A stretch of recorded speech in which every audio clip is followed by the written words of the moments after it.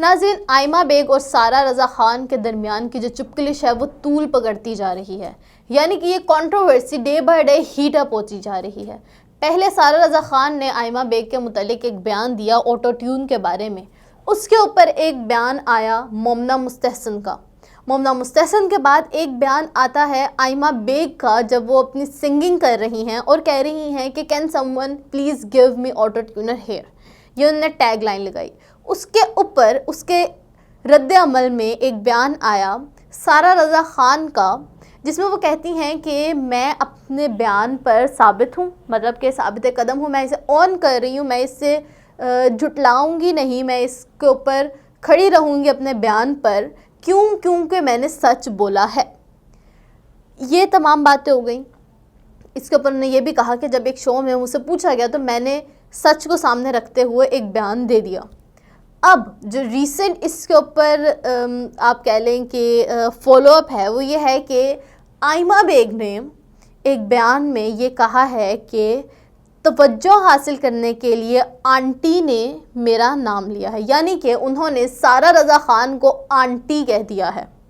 سارہ رضا خان جو کہ پاکستان کی ایک معروف گلوکارہ ہیں، انہوں نے ایک بیان دیا آئمہ بیگ سے متعلق اور آٹو ٹیون کا،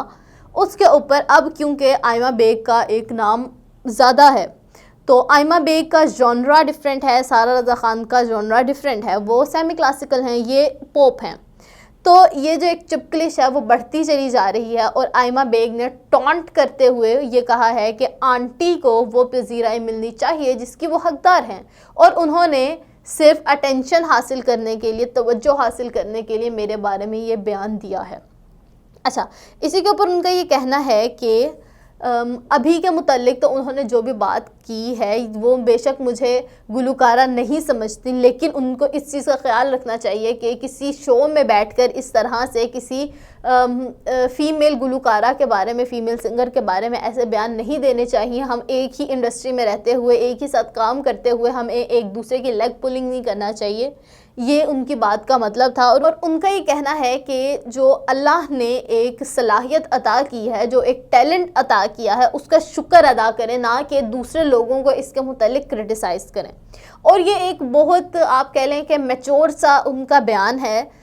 آئمہ بیگ کا، کہ کسی شو کے اوپر بیٹھ کے کسی کو کرٹیسائز کرنا یا پھر کسی کا نام لے کے کوئی بات کرنا، آپ ایک جگہ پہ گئے ہیں، وہاں جا کے آپ اپنی بات کریں، لیکن نام لے کر کسی کو کرٹیسائز کرنا یا پھر اس کے مخالف بات کرنا یہ کوئی اچھا عمل نہیں ہے۔ اور آئندہ آنے والے دنوں میں، فیوچر میں، باقی گلوکار یا گلوکاراؤں کے حساب کے حوالے سے سارہ کو محتاط رہنا چاہیے کہ وہ اس طرح کا بیان نہ دیں۔ اور ان کا یہ بھی کہنا تھا کہ ایک جو اللہ کی طرف سے عطا کی گئی صلاحیت ہے، وہی صلاحیت آئمہ کے پاس ہے، وہی صلاحیت سارہ کے پاس ہے، تو اس کے اوپر اللہ کا شکر ادا کرنا چاہیے، نہ بجائے اس کے کہ وہ دوسرے کے اوپر کیڑے نکالیں۔ تو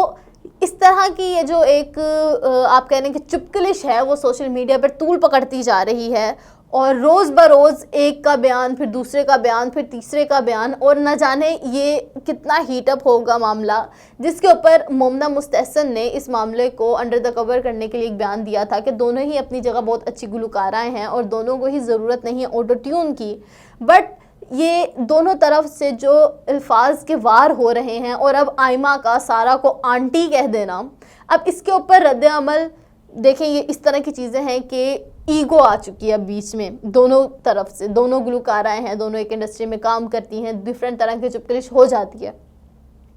تو اب آپ دیکھیں کہ یہ جو لفظوں کے وار ہیں، انہوں نے ایک دوسرے کے اوپر اتنی زیادہ باتیں کر دی ہیں کہ وہ کہتے ہیں نا کہ گولی کا زخم تو بھر جاتا ہے لیکن الفاظ کا زخم نہیں بھر سکتا، وہ اس طرح کا زخم ہوتا ہے۔ تو یہ جو الفاظ کے تیر ہیں، یہ جو باتیں کی جا رہی ہیں ایک دوسرے کے اوپر، ایک دوسرے کی ریپوٹیشن کے اگینسٹ یا پھر بے شک اٹینشن سیکنگ کے لیے، تو یہ کس راہ پہ جا رہے ہیں اور اس کا کیا نتیجہ ہوگا یہ آنے والے دنوں میں پتہ چل جائے گا۔ لیکن جو ایک وہ ہیٹ اپ سی کنٹروورسی ہے، اس کے اوپر آئمہ کا اب ایک اور بیان آ گیا ہے۔ لیٹ سی کیا اس کو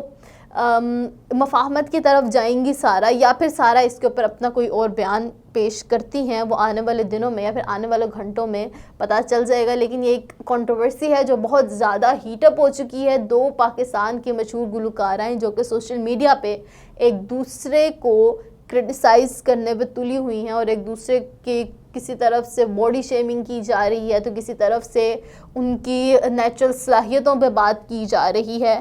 تو یہ ایک بہت ٹاکسک سا ماحول بنا ہوا ہے ان دونوں گلوکاروں کے درمیان.